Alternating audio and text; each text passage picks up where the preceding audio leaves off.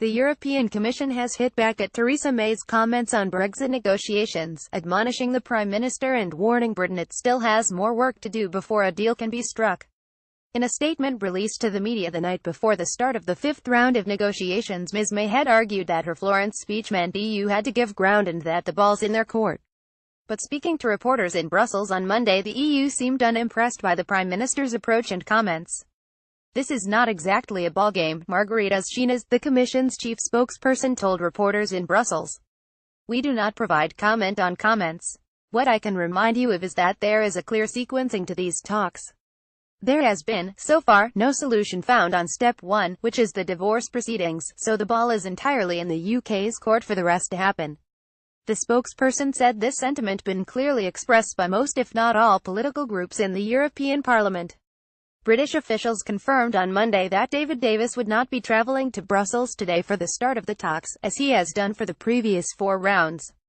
As a result, the customary joint press conference with British and EU officials, sometimes used in the past to snipe at the other side, has also not been scheduled this time.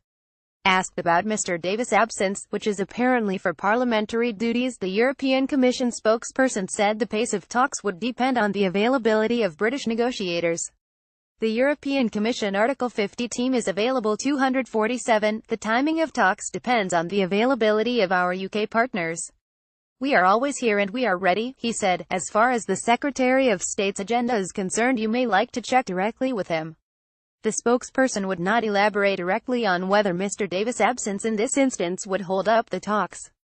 Mr Davis and Commission Chief Negotiator Michel Barnier have both been absent for days during the talks before, leaving the details to officials, although never on the first day of a round.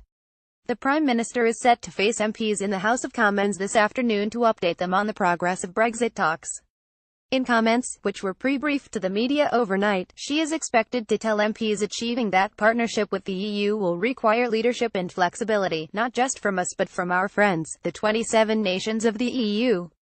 "And as we look forward to the next stage, the ball is in their court.